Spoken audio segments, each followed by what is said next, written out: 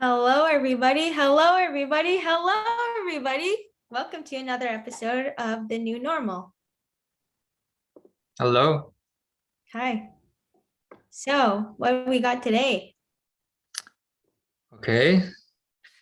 We got a lot to uncover today. Welcome to Business 101.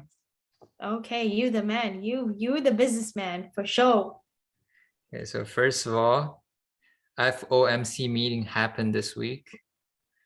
So it's the Fed. They have a meeting and they decide whether they're going to change the interest rate or not. Okay, and we're talking about the American government. Yeah, but it's not important. My point is, I listened to Dave Lee's analysis on the FOMC meeting. The one thing he pointed out I thought was very interesting. I want to talk about. He said the Fed collect data of the economy as a whole and they make decisions as a whole. But now there are two different economies. There's an online economy and there's an offline economy, but they are not separated. So during the COVID crisis, the online business was booming. The retail were struggling, but they didn't differentiate. They gave everybody, what do you call it? The like checks. And then the retail space was barely saved and the online space was overly booming. And now there's the inflation. And now the Fed is saying, oh, the economy is too hot. We'll have to raise interest rate to press it down. But the retail space still needs saving. It's the online space that's too hot. So retail as in brick and mortar? Not only brick and mortar, but anything that's not online, that doesn't sell product online or that's not software. As an example, an online economy would probably include, let's say, Netflix, even Apple, and Tesla, and all of these technology companies. Yeah, Amazon, Google. Whereas the offline economy would include like even McDonald's and Home Depot and all these places that require stores and they were shut down. Yeah, actually, we're seeing this in shopping centers too. Like, I used to work in the shopping center, and that's a big problem for like mall owners, like shopping center owners. Yeah. Anyways, that's just a side note. Like, we see what's happening in brick and mortar locations and how places have been closing down. Yeah, so when they say, oh, the economy is struggling or COVID is here, it's a crisis, it doesn't affect Google at all, but when they gave out these emergency relief bills and gave out the checks and business loans, they give them out to everybody. Yeah. And like I just thought that was very interesting that now there are two economies being separated and they need completely different levels of help. And when people talk about the economy or business, they talk about it like it's a one thing, but then it's not anymore. Two completely different things now. Never thought of it that way. Okay, so with that being said, let's go into Tesla earnings. Okay. This is your floor. This is your time because there's a lot going on. I was in the call too. Yeah, so first thing is on the numbers, financials, everything was, like I said, exceeded the analyst numbers. And they were mostly like you said. Yeah, you guys can go back to the last episode and see. Yeah, you made your predictions and here are the results. Yeah, they all come true. What can I say? Whoa. Yeah. Yeah. Take that, internet. Oh, okay. No, we're about being positive over here. Okay. This man's so happy right now. He about to talk about Tesla, and I'm just over here procrastinating it. Okay, go on. So most of the numbers are in line with my expectations, Okay. except for our profit, it was slightly lower than I thought. Because of supply chain issues, they had to pay more for shipping and all of that. I didn't expect that, but the one thing that's interesting is the numbers are actually better than they appear, because there's a one-time expense they had to pay. They had to pay around $600 million, 340 million just for the tax they had to give Elon Musk the compensation plan. And I saw a joke that was pretty funny to me, is GM just announced a few weeks ago they're going to put $7 billion into electric vehicles. And Joe Biden, all the government were applauding them, like, oh, GM's the leader of electric cars and they're investing so much. Look at them. And someone said, the amount GM is planning to invest in electric cars for the next 10 years is less than Elon Musk's personal tax bill this year. Elon Musk paid like 15 or 20 billion dollars in tax, in his own personal tax this year. And with that, maybe I should make another prediction. Bold prediction, may I add? Okay. To be conservative, I would say in 10 years, 50% of the current automakers will go bankrupt. That's a heavy statement. Yeah, let's go. All right. And how many years again? 10 years, within 10 10 years. years. All of them, including BMW, Mercedes, Honda, at least half of them. You think Lambos of the world? Yeah, Ferraris of the world. Maseratis? Yeah. McLarens? Yeah. Hmm. With the exception of if the government goes very hard to bail them out. Like, and do you have a counting prediction for that? I'm not sure what they will do, but I'm just saying, if they weren't bailing them out, they will, at least half of them will go bankrupt. Okay, and so Tesla cumulatively is profitable now, meaning if you add up all the losses they incurred over the past 17 years, they've been losing money every year for 17 years, but then add the profit of this year into it, they break even over 17 years now. So that's a pretty big inflection point, where they've been losing money for 16 years. Now this year alone, they made up for all of it. And from now on, they're going to make more and more money. But this is just the beginning. Let me read you a quote directly from their shareholder letter. And it says, I quote. Okay, you quote it. You make that citation, boy. I make citations in school, but you make them now. And I quote, 2021 is a defining year, but we are at the very early stages of our journey, unquote. And that's, I think, a big statement, and I wholeheartedly agree with that. And that's set the stage for Tesla. Then we'll go into cars, okay? If you guys watched my last episode, you guys will know that I said Tesla is more than a car company. And we'll discuss that later, but we'll focus on the car division first. Okay.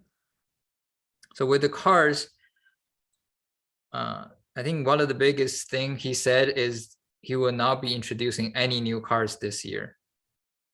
Which is such a bummer. Why is that? But you know why? Because I was looking forward to the compact car. You know why? Because I don't need a big car, or like sedans are too long. I just want like a cute car, anyways, that's besides the point. Let's go on. Yeah. So he said he won't introduce any new cars this year because of high demand for the current cars. He cannot produce enough Model 3 and Model Ys to fulfill the demand. There's no need to introducing more cars if they can't produce more cars. Also, there's supply constraints that's preventing them from producing any more cars. Even if they had newer models, it wouldn't have matters. They would have produced the exact same number of cars because there's no parts. But he expected the supply chain problems to alleviate by the end of this year. And from next year on, it's gonna be free for all. And another thing he said relating to now introducing new cars is, he said, we have a gazillion ideas, but making prototype is easy, but making volume production is hard. In general, people are in the market value ideas a little too much and underestimate the importance of execution. And I was watching Y Combinator earlier today, and they were reflecting the same thing. For those of you who don't know, Y Combinator is they fund startups. They're experts in startups, and they have a YouTube channel too. Go check it out if you're into startups. And they said a product with one solid feature is infinitely better than a product with many features that don't work very well. And example he gave, it's not a product, but he said, imagine if you have health benefits, you have, you have payroll, you have 401k, and all of this, there's so many features, but you're still broke. They don't work well. What do you think about that? Yeah, as a working individual, and like some people, that is one of the, well, see, the difference is though, that's the thing, is that Canadian healthcare versus American healthcare is very drastic. So I would say, as a Canadian, I'm fortunate to have those benefits, and I do use those benefits. So like there's a little bit of a like weighing thing, like a huge comparison compared to the States. But because of the States and how they operate, well, I don't know much actually, so I'll let that, I'll put that in there. And as you can tell, sometimes there are certain topics that I really just don't know about, and that's kind of one of them. Is that, like, it's true, like if you're not using your benefits and it's being paid for, or you're contributing to it, you lose at the end of the day. So it's much better to just use it. But yeah, I don't know how it's set up in the States. Maybe someone could educate me on that in the comments below. Just want to see some comments down below. You know what I'm saying? And if you're on Spotify, you gotta check out the tubes, and comment down below. That's all I have to say for that. But when Elon Musk said, don't put too much weight on the idea, focus on, executing. What do you think about that? Well, it's kind of true, because I can think about a million things, and at the end of the day, the result is I haven't done anything. Like, what does it matter that you've thought about all these things? And like a good example of that is I am, trying to make these phone charms for my tiny venture. And I've thought about all the ideas, like, to what name should, my venture be? How, like, what kind of beads, because they're phone charms, like what kind of beads do I need to look into? And then, like, I just think of all these things, but if I haven't done anything yet, like on the ledger, I haven't produced anything. Like nothing really comes out of my ideas. And now until I started like making these phone charms or sourcing beads or, thinking about a name to put on my Instagram or, things like that, like I can really see how it affects me and my motivation to continue putting my efforts towards something like that. So it's kind of like schoolwork too. Like you think about your schoolwork, you think about all the homework that you have to do, and you just keep thinking about it. It doesn't matter how much you think about it, or if you have a great idea that you can use for your project. If you haven't written one word on the page, it literally means nothing. Like it means something maybe for the first 15 minutes of brainstorming. I'll give you that. That's fine. But like to actually make something of it, you have to execute, you have to do things.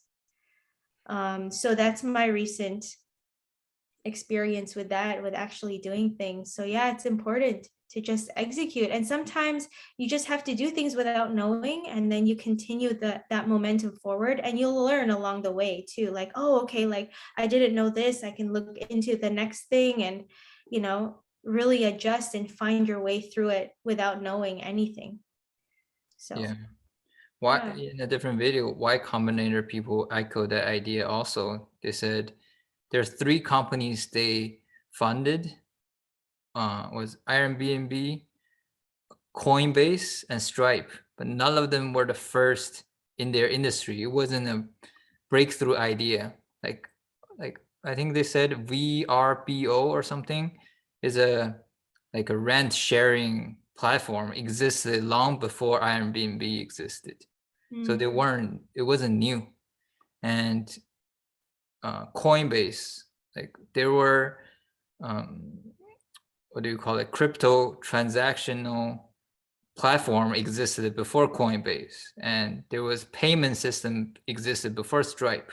And all of them, when they first started, their product wasn't even good. Yeah. They got to where they are today by keep on learning from doing and iterating on their product, and they became, Exactly. yeah. So like even for my first phone charm, it looked so bad. Like, why am I even doing this? And then I just continue to modify it and make it better. And, I'm at the point where I'm like, okay, I'm comfortable making these now, and I can scale and I scale. I like make them faster, and I can manage my time better. So it's a good experience to just start. So just start. Yeah, also that relates to one thing that Tesla is doing is Elon Musk insisted on making only one model for each category. So for example, for sedan, there's a Model 3, that's it. If you go to like other car manufacturer, they have like 10 different models for sedans. But in Tesla, they just only make one, and they say, if we have any good ideas on how to improving sedan, we'll just put it on the same sedan. Why would we need 2 different cars? Then one of them has a worse design.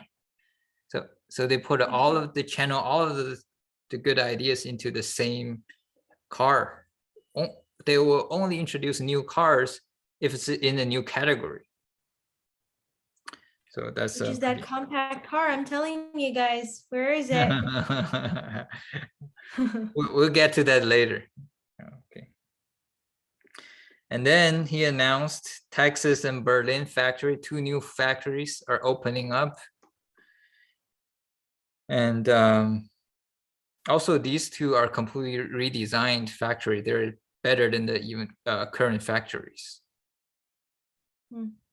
And then they're looking at more new factories throughout this year. They might announce a few more by the end of this year. You have any predictions on where? No idea. Yeah. But yeah, but it's pretty funny that all of these things are pointing toward they're gonna produce a lot more cars.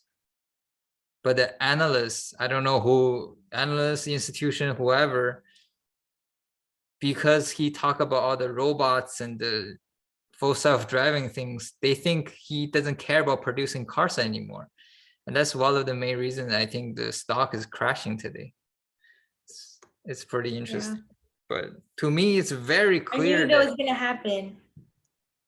yeah, Tesla is misunderstood. Like I said last episode, Tesla is the most misunderstood company in the world.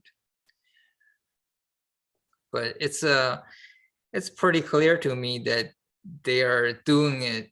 The only reason I think he's talking about the future products like the Tesla bot is because this is so much in the bag. Like he's so confident, like manufacturing is not a problem anymore. I kept talking about it before because it's such a big problem in front of us. Now we've solved that. So we're gonna look past that and think about what the next thing is. And the official guidance they have given is 50% growth. Last year, they produced around 930,000 cars. So add 50% to that is 1.4 million cars this year. But I'm What does that predicting mean though? Like that metric? 50% growth. No, the cars. Like what would it, can you compare it to something? Like what is the best, number that it can be compared to? Even though Well, I know gasoline and electric are totally different, especially electric, like Tesla in that space is just dominating. there's like different lines of thinking on this. Okay. But like what Elon Musk is saying is that it wouldn't really matter anymore. What would it matter? Like how many cars they sell. Okay. Like Why is that though? like it matters, but then not that much because of full self-driving, because of the software part. Mm. Like for example, imagine Apple doesn't have an app store. All you can do with the iPhone is call somebody and you just buy the phone, and that's how they make their money, selling the phone. Then all you have to care about is how many phones can they sell and how much money can they make from selling their phones. But now for Apple, the majority of their profit are coming from the software, the app stores, from the phone and the cloud. So selling the phones like is good because there's more, if there's more phones, there's more people are using your apps. But then if you sell a little less this year or a little more, it wouldn't have mattered much. Before, there's only one way for Tesla to make money is by selling cars. But if they're gonna be able to complete full self-driving,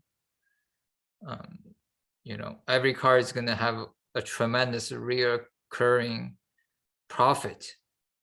So the number of cars wouldn't have mattered as much. Because it's subscription based? Well, it's not like there's an option to have subscription right now, but Okay. my guess is in the future, all of it will transfer to subscription. Yeah, that makes sense. And I mean, they're doing it right now with the Wi-Fi, like, hey, $10. It might be a different way. It might be per mile, like kind of like Uber. When you take Uber, they don't charge you per month. They charge you if you want to go, 10 miles away, they charge you $8. You want to go 20 miles away, they charge you $16 or something like this. In the future, they might start charging you based on how much you use the car rather than by month or pay a one-time fee. That's fair. Yeah, but I had that compact car, I would use it every day, just saying. yeah, I don't follow gasoline car too much, but I think the best selling gasoline car is probably 2-3 million a year or something. Okay. Yeah, so but what I'm trying to say though is, even though Tesla is guiding that they're gonna sell 1.4 million cars, I'm guiding for 1.7. So I'm saying not only am I more positive than the analyst, I'm even going past Elon Musk, telling him that he could do better. Okay, so now The Well, excitement. Okay, well, let's go. you got something to say there? No, this is good. Okay, You are very optimistic. 100%. It's a Come good on. energy to be around. It's a good vibe. So now we get to the Anyways. anyways, okay, that's the car part. And then also I listened to a Dave Lee's interview with a fund manager today, and then he was explaining why. By the way, today is Thursday. I don't know what stock is going to do tomorrow or Monday, so by the time this releases, it might change. But on Thursday, the Say the stock. date that we recorded. The date. What? Today is January 27, Yeah, today is 27. 2022. Today is the day after the earnings was released, and the stock crashed 11% today. And the fund manager on Dave Lee was saying the reason why it crashed is because Elon Musk focused so much on the other parts rather than the producing new cars, more cars. And all of these analysts and institution people, they buy a stock based on a model, on an Excel spreadsheet, and they can model the unit of cars. They can plug in numbers like, oh, we're going to sell 1.4 million, and that means this much revenue, that means this much profit. They can't understand it. When he says like, oh, the cars don't matter because they're going to be full self-driving and we're focusing on the Tesla bot, even if they believe that's going to happen, they couldn't model it. And Model? Yeah, model. Like you have like, what do you call it? Oh, yeah. Okay. Yeah. Like Excel spreadsheet model. If you can plug in the numbers, then you go just, there is a result that shows up at the end. So they have a certain model. They can just plug in the number and then it will spit out how much the company is supposed to be worth to them based on their model. Yeah.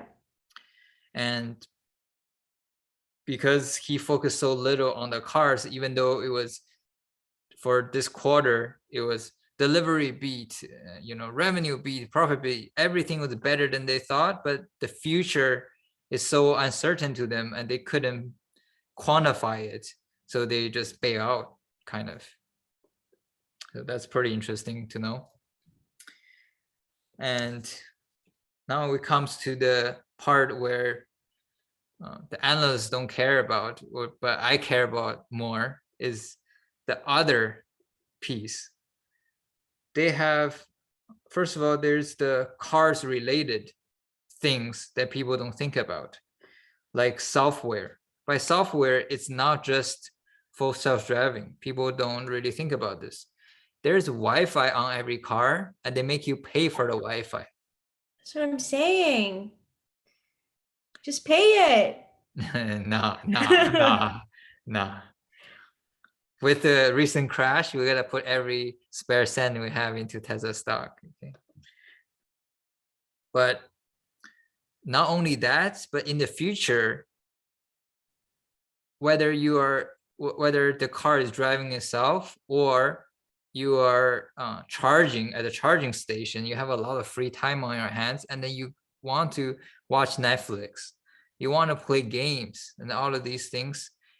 They're gonna charge, if they're not charging you, they gotta charge Netflix to put Netflix in their car. They're gonna charge, what's a gaming company? Nintendo or something. They're gonna charge. They're gonna charge Nintendo to put Super Mario Brothers onto their car to be able to play, to be played by additional customers. That would be so cool. Yeah, there's so many revenue streams. It's like the equivalent of App Store on an iPhone. The potential is unlimited. Okay. Yeah, there are even people who specifically develop games that can only be played on a car. Yeah. I have a Tesla, and then I played a game where I gotta use my steering wheel as the actual the wheel for the racing cars. Yeah, that's so cool. And I was envisioning that for the Super Mario Brother, like the Super Mario Brother carts. Yeah, so entertainment, people are not thinking about, it's gonna be pretty interesting. And they don't have to do anything. There's no cost. They just charge whoever want to put their product on there, and they just make free money. And then there's a supercharging piece too that people are not thinking about. Tesla is the only company, as far as I know, that putting high speed charging network out there. And they're putting like essentially in 10 years, probably 90 to 95% of charging networks are gonna belong to Tesla. Imagine if somebody owns all of the gas stations in the world, how rich would that person be? And as charging station is equivalent to a gas station for an electric car, and Tesla owns all of the charging stations. A lot of money there. And insurance, they talk about this on the call. So random. I was not expecting that at all. Yeah, well, if you think about it, it makes a lot of sense. The idea originated from in the beginning when Tesla cars came out. They have shortage of parts, they're expensive, and a lot of insurers don't want to give them a low fee. Like they charge Tesla's higher premium than all the other cars. And then the Tesla owners went to Elon Musk and complained and said, oh, you made the cars cheaper to operate because we don't have to buy gas, but then our insurance is triple the amount. So we end up paying more money. And so in the beginning, they were just trying to come up with their own insurance to make all the cars, to make it fair for all the cars. They didn't even try to make it their unique feature. But now, because they're putting so much radar and camera and all of these things onto the car, they collect so much data. They know your driving habits better than you. So it makes sense for them to price the insurance. For normal insurance companies, they price the premium they charge you based on an aggregate, meaning, are you over 40? Do you have a family? Do you smoke? Now all of these big category of things, and they try to fit you into one category and be like, oh, you're high risk, so we're going to charge you high fee, or you're low risk. Whereas Tesla does is they know when you apply on the brake, how much you apply on it, how often do you apply a day. They have a safety score. And then also what they're saying on the call too is that because they give you instant feedback, the drivers actually naturally become more safe, because when you accelerate fast and brake hard all the time, your safety score goes down and your insurance goes up. Like you can see it, it's instant. And because of that, people drive more carefully and also incentivize safe driving. It's pretty cool. Yeah, so they customize the insurance for you, specific for your risk, and they help to incentivize your safe driving. And they are excited about it. I don't know how big a piece this will be, but just additional service that people not thinking about. And the last one is full self-driving. This is a crazy one. And, so full self-driving, they started the beta around October, like the last quarter, the beginning of the quarter, they started with a few thousand cars. In one quarter, they have pushed that out to 60,000 cars. It's growing very fast. And Elon Musk said like a week ago that he's gonna push out the full self-driving to Canada in a month. So they're even expanding internationally. That shows a lot of confidence and progress. What Elon Musk said was, I will be shocked if full self-driving is not complete by this year. So by complete, he means the car will be able to drive itself better than the average human can. What do you think about that? It's 'Cause interesting. isn't that a knock on you? Like you're like, I'm a good driver, but now Yeah. something drives better than you. Yeah, well, first of all, I'm not average driver. I know, you're a really good driver. I attest to that. Yeah. So, but they're saying though is on average, the car is going to drive better than the average drivers. And then afterwards, they're going to keep on improving. And then one day it's going to drive better than all drivers. So Elon Musk calls it the March of Nines. So most people think about full self-driving as a yes/no question, like, oh, can car drive itself? Yes or no? But it doesn't work like that. It works in a way that is in every 100 trips, how many car crash will happen? Maybe if all 100 trips are driven by humans, maybe 2 car crash will happen.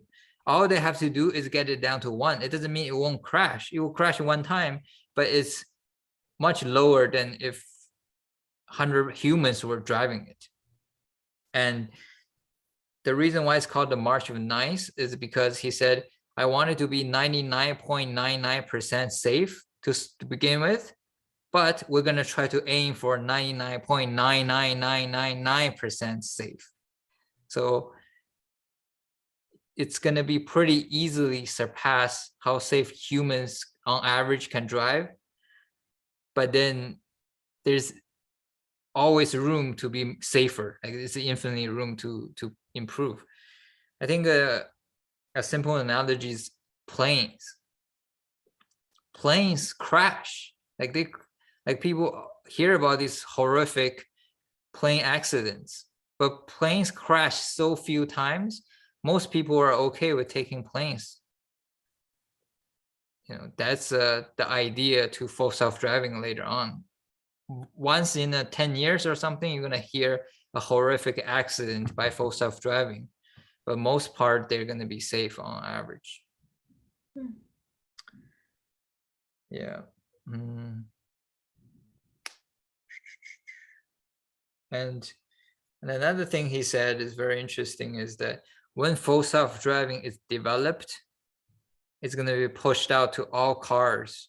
And that's going to be the biggest assets value added in history. All cars. Yeah, all cars. All of Tesla's cars. Meaning, if your car was worth 50,000 before without full self-driving, now with the full self-driving, your car is going to be worth 500,000. So it's a transformational of such a huge amount of assets value. And to answer your previous question, you're like, oh, I want a cheaper compact car. What Elon Musk is saying is that with the full self-driving piece on the car, it's going to be the car itself, not the price, but the car itself is going to be worth so much, you'll be okay paying any price for it. Well, now, I don't know if I would be okay. Imagine if you didn't have apps on your iPhone, how much would you pay for the phone? You can only make calls and send text message. Probably wouldn't pay $200, you know. Yeah. But then it will be the equivalent of you asking, oh, can you bring the price of the phone down to 100? And Steve Jobs is saying, don't worry about that. When I add App Store in there, even I charge you 1,000, you'll be happy that you can get it. Yeah. Yeah. So that's why Elon Musk is saying, there was an analyst asked him, oh, when are you going to introduce this cheaper car? And he said, it doesn't matter. You're focusing on the wrong thing, because if we can solve full self-driving, it's so much value added to the car. The 10,000 difference wouldn't make any difference.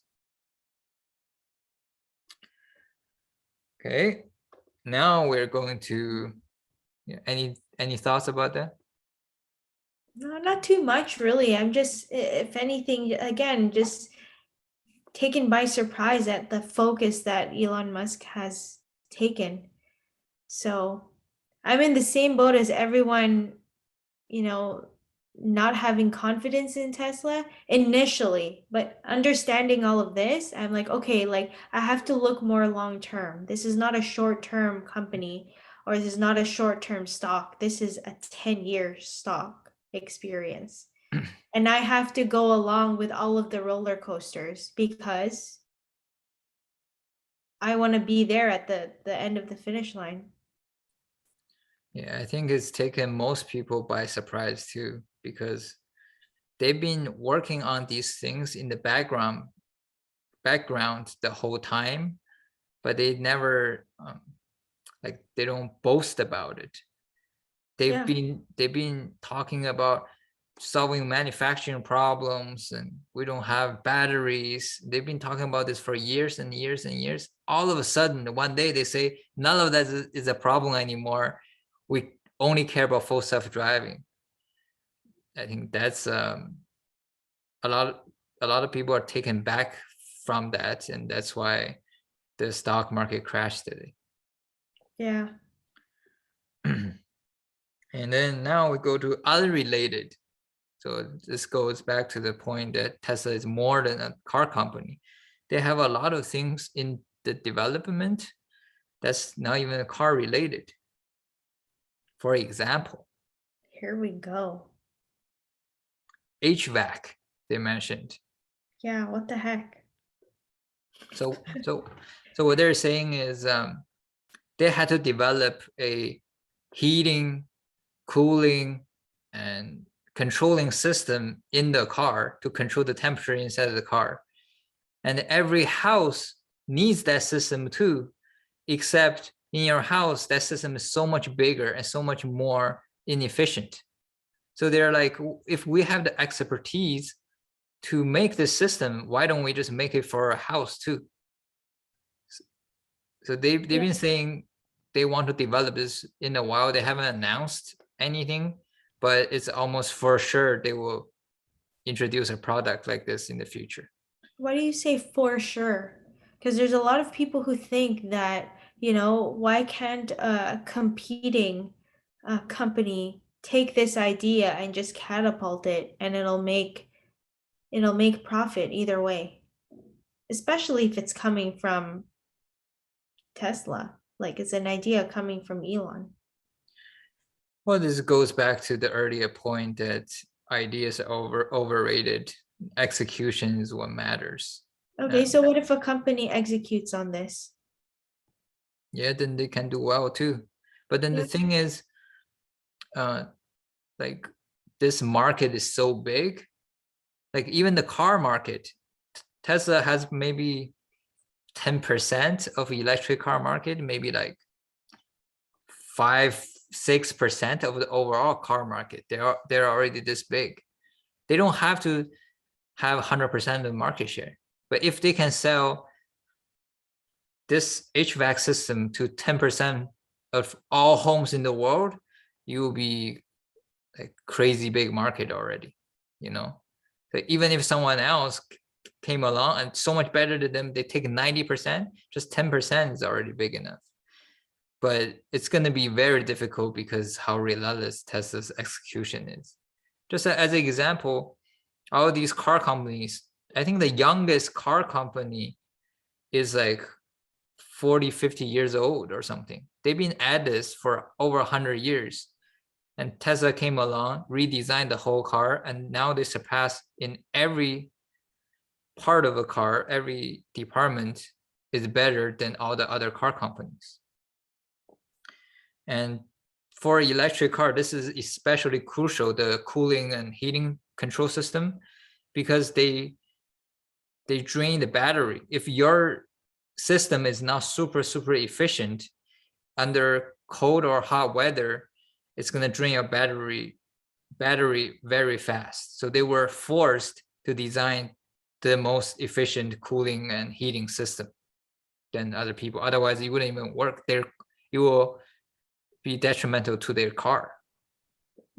So now they have the best system. They just need to scale it bigger and to put it in a house, and it'll be pretty simple for them. And that's the same logic he used for full self-driving. I mean, not for self-driving, Tesla bot.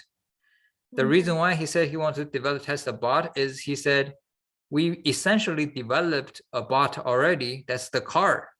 The camera on the car are the eyes, and the chips in the cars are the brains. We have developed a bot already. So why not we just transfer this technology into a human shaped robot, and it's going to have more use cases. And that's the same idea with the HVAC. They developed an HVAC system in the cars already. Now they just need to take out the same technology, scale it a little bigger, and can be used in the house. And now there's an entire energy department at Tesla. People forget about also.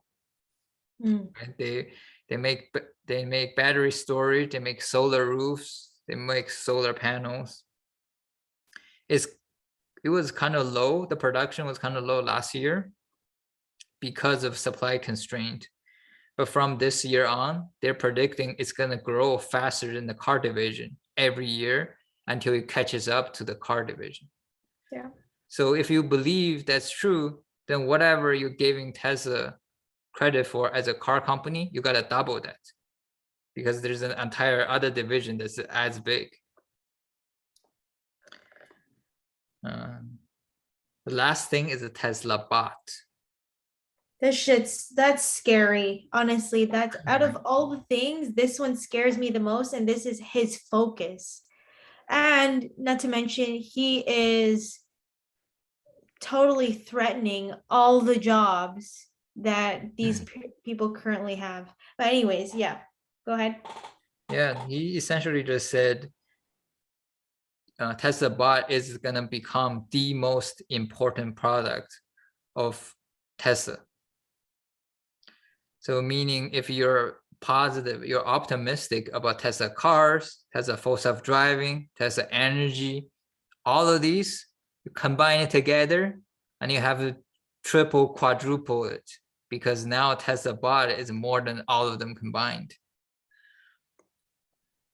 And he was essentially saying the entire economy is made of labor. And what if he can artificially create labor? Then there will be, is there a limit to economy? Like he can just create an economy as big as you want, and there wouldn't be, and how much value do we put on that?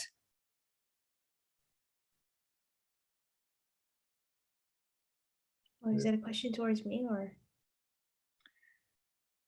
No, just It's rhetorical. what do you think about that?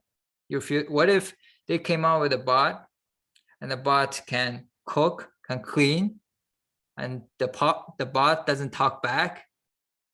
Would your position be threatened? I think I know where this is going. Okay. He also said in the future the bot will develop personalities too. So,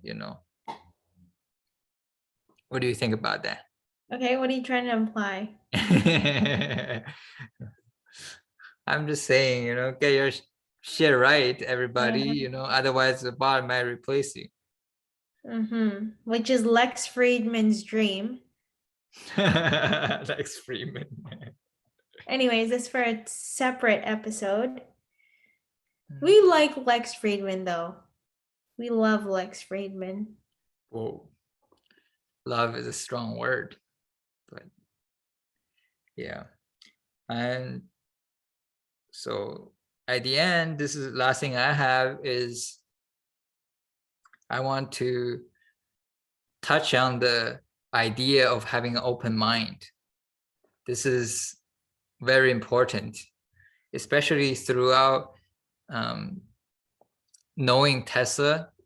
The majority people split into two camps. Either they believe in Tesla or they don't.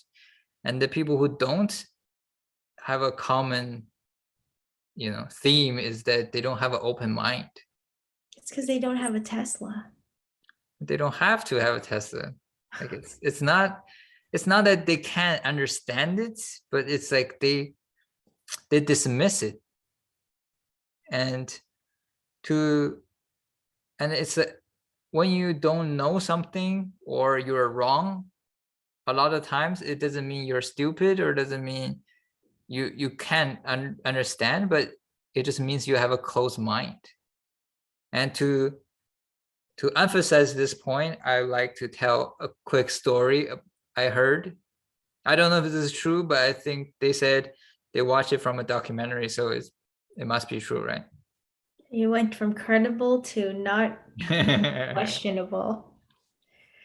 So they told this story of they found a tribe of people in the wherever remote area away from civilization. And these tribe of people, their language, they only have one word for the color green and yellow. It's the same word to them. But for green, for different types of, like 5 different shades of green, they have 5 different words for it.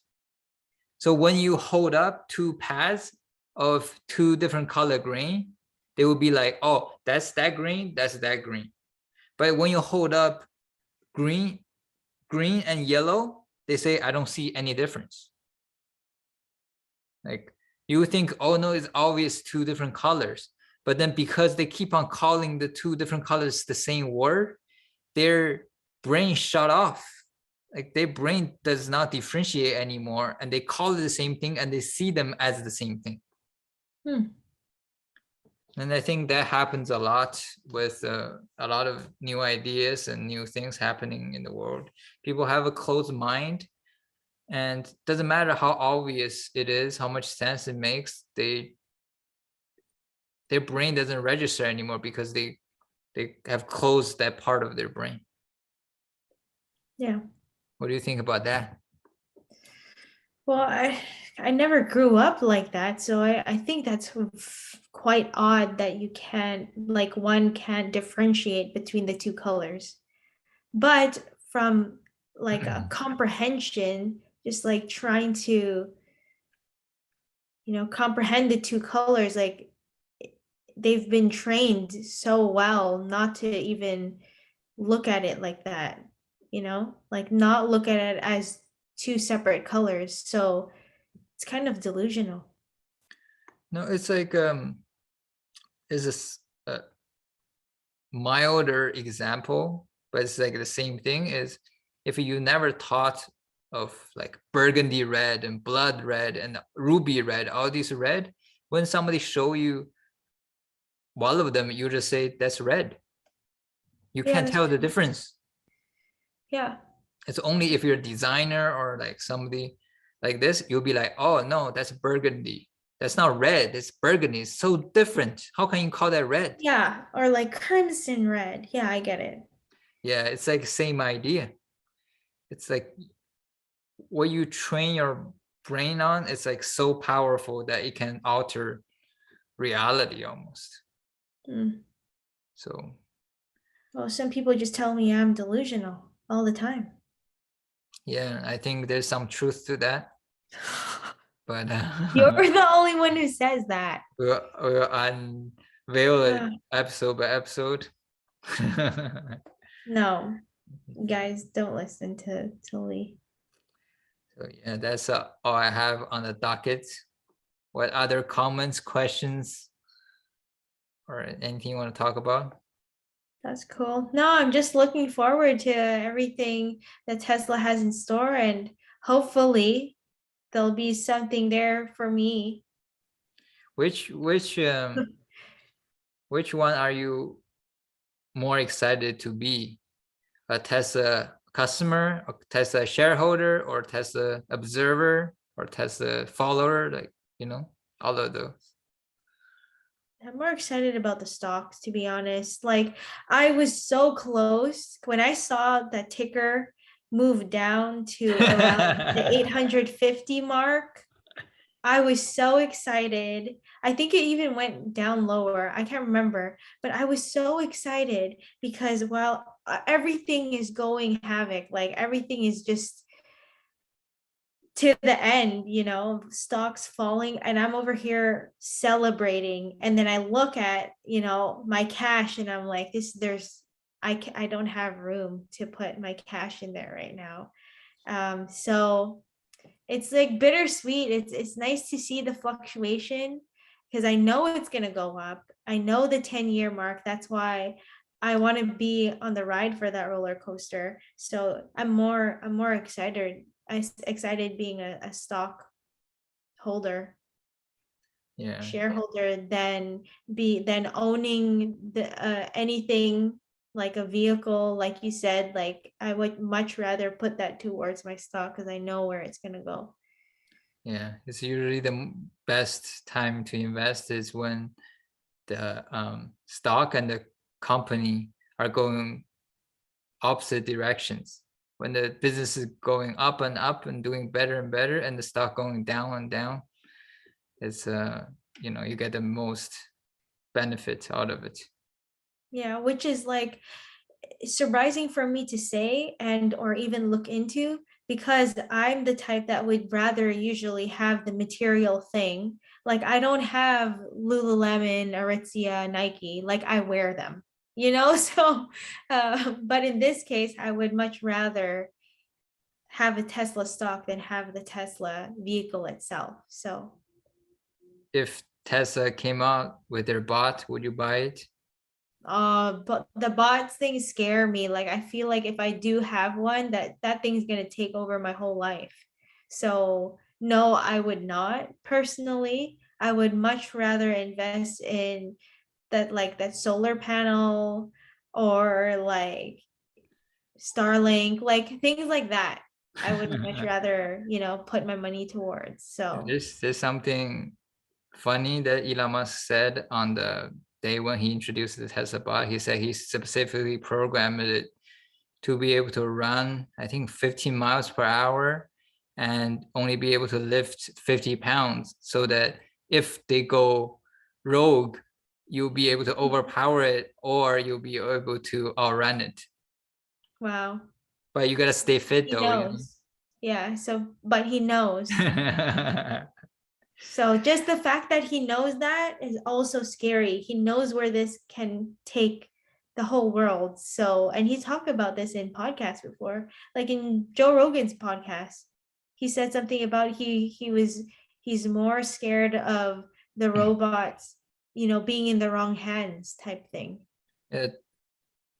One of the main reasons he said why he wants to develop it is he can't stop it.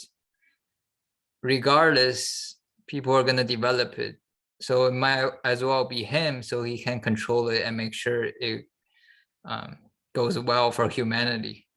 Yeah. But if you could buy a robot like that for, I don't know, 20,000, let's say, but you will buy your groceries, clean your home, do all of the chores for you, would you buy it? Be your friend? Would I buy it? Was that the second part?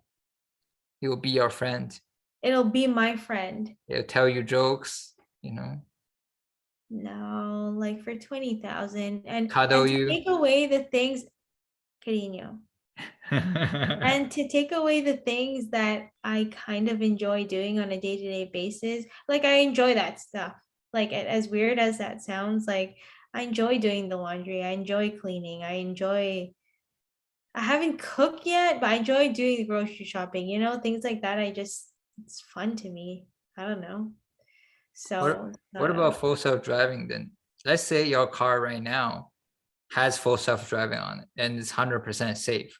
Would you rather to let it drive itself, or would you rather to drive by yourself?